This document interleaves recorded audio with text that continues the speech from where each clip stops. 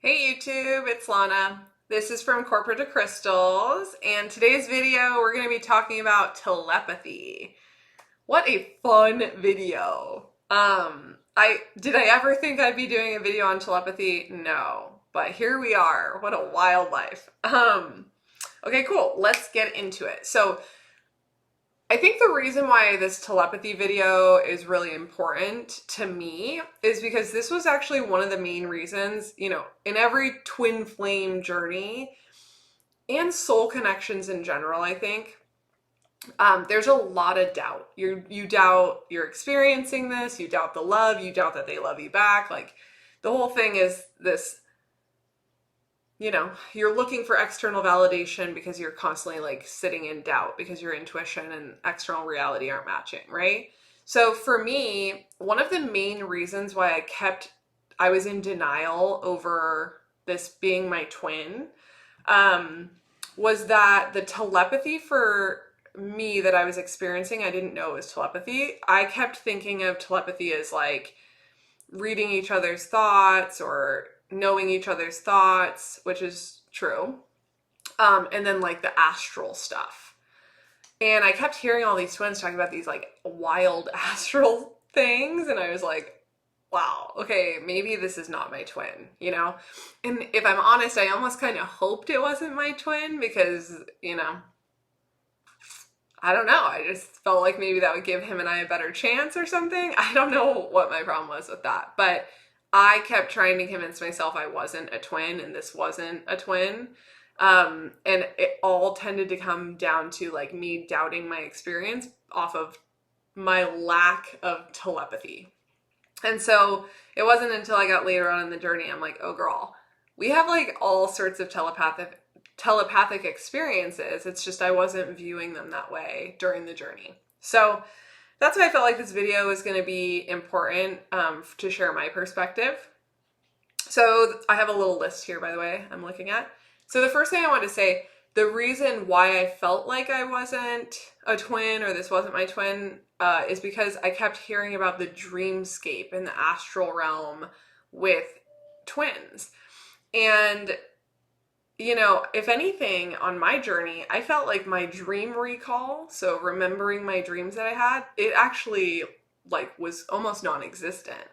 I obviously was doing stuff up there. I have no idea what I was doing, but I couldn't remember any dreams. I started noticing it and I started documenting the dreams that I actually was recalling.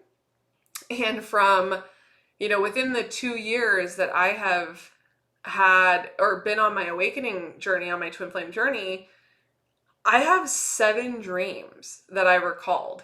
And of those 7, 5 of them were with my twin. Like we were just kind of like doing whatever in this dream. I remember documenting them because I wanted to see if there was like messages that I didn't understand yet, or if anything was going to connect or whatever. So I documented every single dream I had, even the ones without my twin. But I didn't really have much dream recall at all. And in addition to that, I surely was not like astral traveling. That would be cool, but it's just not like what my gift is, I guess. Or my prominent gift. So yeah, dream recall was almost less than what it normally was for me. And yeah, so I would say that's kind of what I thought telepathy was. Like I kept hearing about like the, obviously knowing and like transferring of thoughts and things like that. It's on this list. I definitely experienced that. But for some reason, the part that I really was caught up on is the lack of dream recall and the lack of astral action that I remember. That is what I kept trying to convince myself. I'm like, oh, okay, maybe I'm not a twin. And yeah, so update, I am. So other than the dream stuff, there was a bunch of other telepathic experiences that I didn't realize was telepathy necessarily until later. The first situation that I was like, what is going on?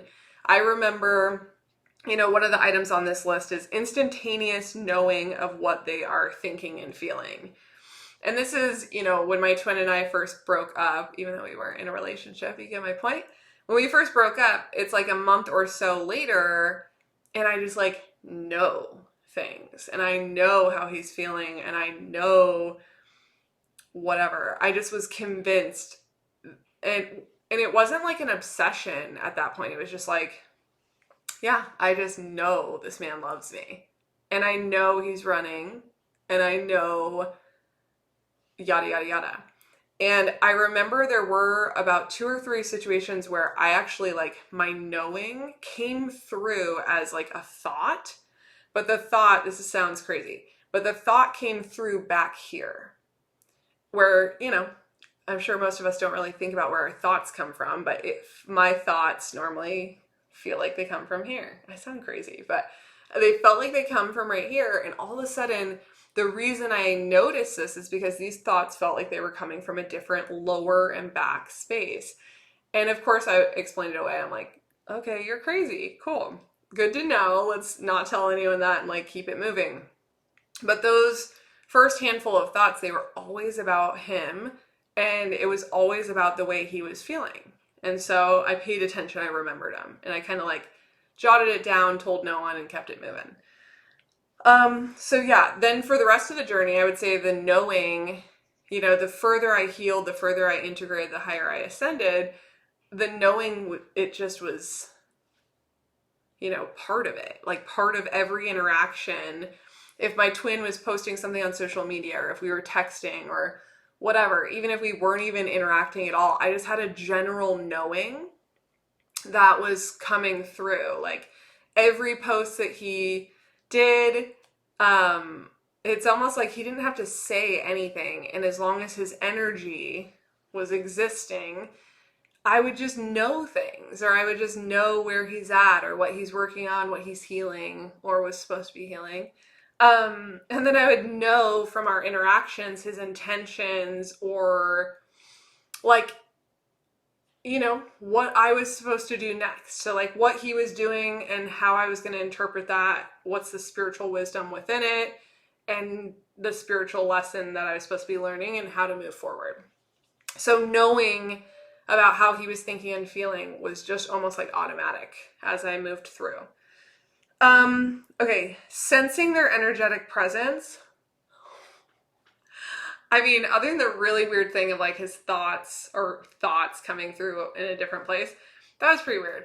But the energetic presence, like, this is a person that I dated for not that long, right? We weren't in an official relationship, and we had an unreal connection, but all of a sudden we break up, and I'm just like, all right, well, that sucks, but let's keep it moving, you know?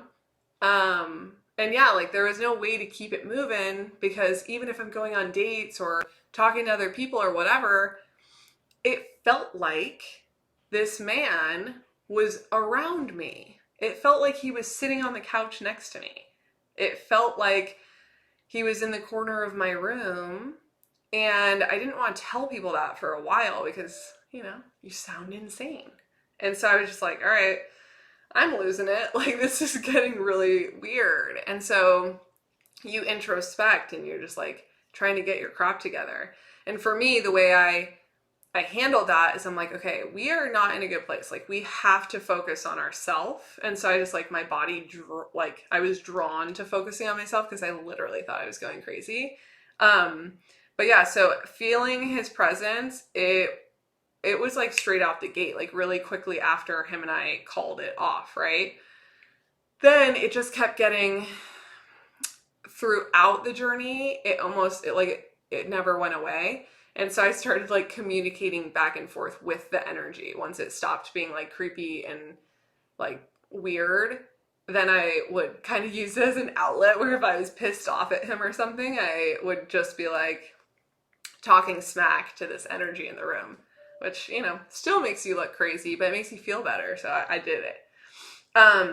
Yeah, so I would say that's the biggest energetic presence. I would say the next one is physical body sensations. So there were a couple times where him and I were text messaging because we didn't have much communication. So let me just start with that. But we definitely stayed in loose contact, and I would say every time we communicated, it was like not lengthy. It wasn't of substance, let's say that, but every single time it's like I got exactly what I needed out of it, and I felt his energy to be able to like translate or know things or whatever. So physical body sensations, I would say when him and I were text messaging, there was one occasion where we were like going back and forth, like text for text, and my entire body was vibrating. Like it was just like there was so much energy in my body that I was like shaking and like sweaty and nervous.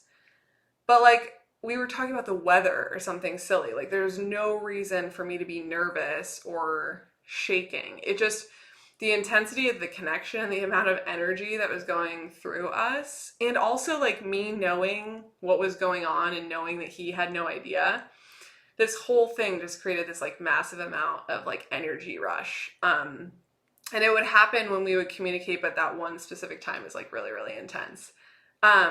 There was another time where I just randomly was texting him something, and I remember like I didn't even have to get my finger close to the send button. My finger was about an inch away, and the energy and heat from my finger, I guess it just sent that text message. Like I wasn't even fully ready to send that text, but it was already on its way. Pardon me. So yeah, physical body sensations, I would say those are the biggest ones. Is I felt massive amounts of energy. And then like heart palpitations, that was really big. I felt a lot of heart palpitations and a lot of like heart pull stuff. Which takes me into, pardon me, the next one, which is warmth in the heart center. So, I mean, now that I've had a past life soulmate connection and my twin, they're very different, but they both have warmth in the heart center. At least for me, they did.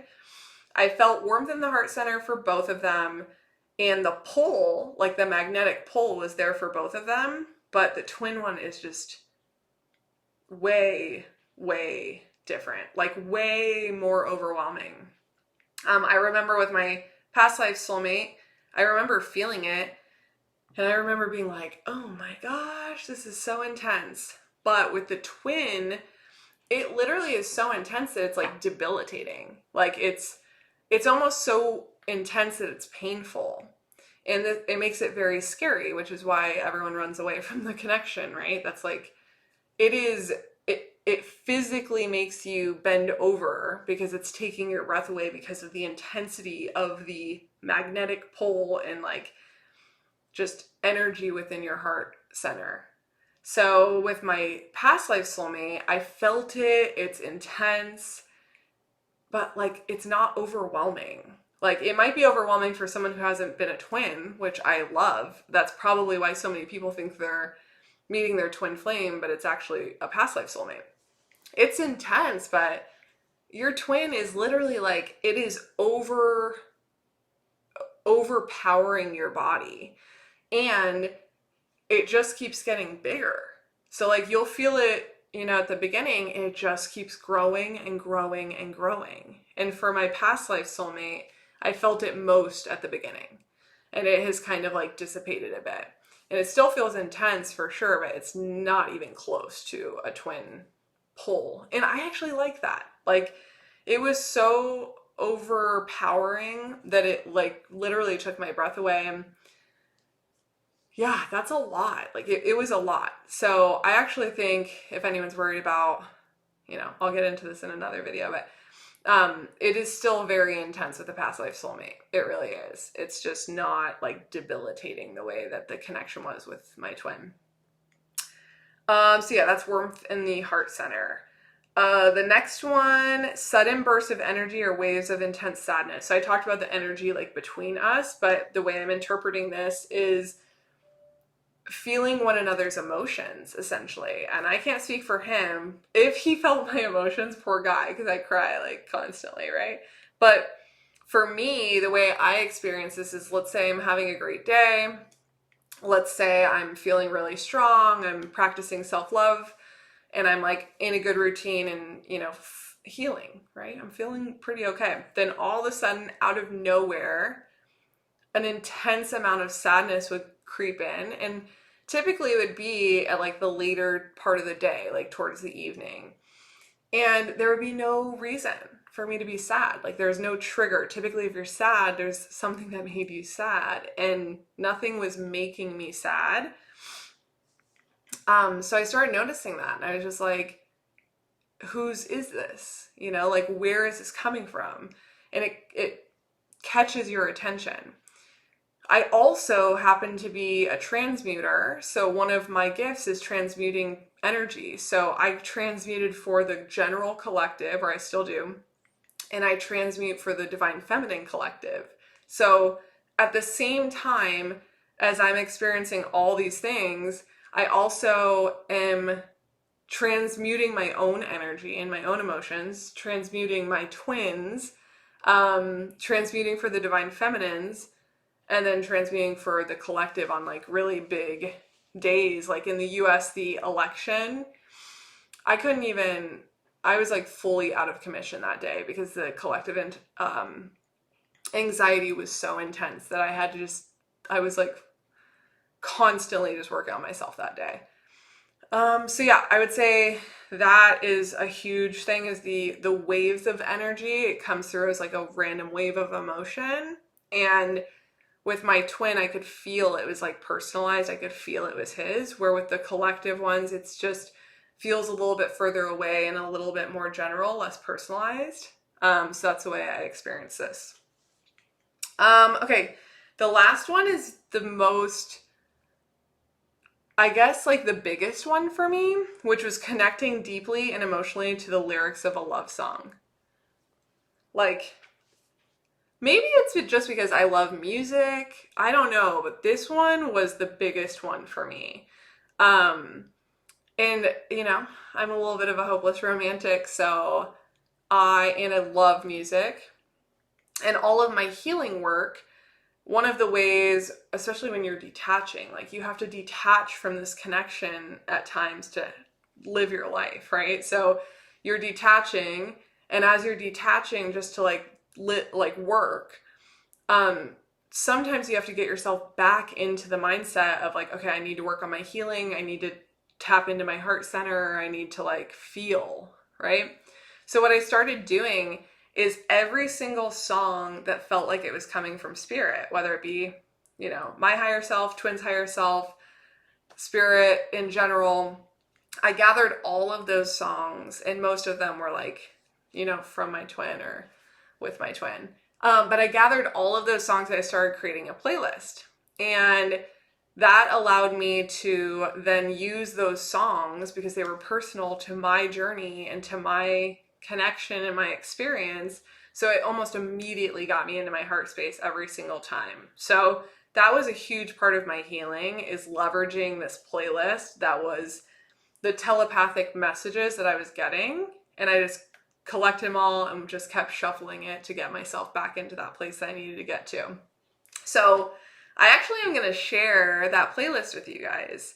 I turned it into a Spotify playlist, and it's actually kind of crazy because there's 358 songs on this playlist. And like, first of all, that's a lot of freaking songs. So it's not like you guys are going to listen to them all, but at the same time, it goes to show, like, we're not talking about one or two songs that just hit right. Like, in a year and a half, because I stopped adding to this playlist when I decided, or I didn't decide, but when I was guided to let go of my twin, I stopped adding to this playlist and I created a new one. And I'm excited to give you guys this playlist and like kind of like move on past it. Just because, you know, I'm ready to move forward, whatever that looks like. This playlist helped for my healing. It helped for, you know, my entire journey, and it actually helped with validation as well, to kind of be able to look at 358 songs that hit just right. On those days of like crazy self-doubt, you're like, look at how many freaking songs. Like, you're not making this up, Lana. So yeah, this playlist super, super important to me. It feels like such a vulnerable thing to share with you guys just because it's like my heart, right? Like, this is pieces of my awakening. This is pieces of my heart. This is pieces of my journey and my connection. And although they're not my songs, it just feels vulnerable because I know what this playlist means to me. And I know you guys won't experience it that way, but I want to share it. I think it's awesome. I think it could help some of you. If you are deeply in love with someone and you just want to like sit in that and like love up on them, there's songs in this for you. If you are deep in heartbreak and just sadness, there are songs on this playlist for you. Probably mostly that. And then yeah, there's a handful of songs that are, if you are really pissed off at someone, I got something for you in there too. So it's crazy because this playlist is a representation of the highs and lows and all the complexities that go along with twin flame separation or just the twin flame journey in general. So I thought it'd be kind of fun to share this. Get it away from me for a little bit. I'm starting a new playlist and it's going to be, hopefully less heartbreak. That's really my goal. But yeah, I do think that this playlist is beautiful, and to know that they're all telepathic messages that were sent to me from spirit in whatever, situation I was in. I think that's so cool. So I felt like it was fitting for this video, and I thought it was like a cute little thing to share with you guys, a gift. And I hope it helps some people if you guys need a playlist to kind of drop into your heart space. So yeah, that definitely was my most intense telepathy with my twin, was through music. So that is what this video is going to be about today. I hope it helps you guys. I hope you guys enjoy this playlist. I'm going to put the playlist, the Spotify link, in the description. So check it out. Again, don't expect you to listen to 358 songs, but shoot, you can shuffle it and you'll get a whole feel for it. So let me know any comments, questions, concerns, or if this video helped. Please like, share, subscribe. I'd love to have you follow along the journey with me. And if you need to contact me for coaching or anything else, my email is in the About section on my channel. I hope, happy 2022. I send all of you nothing but well wishes into this new year. Stay strong, and we will talk soon. Okay, bye-bye.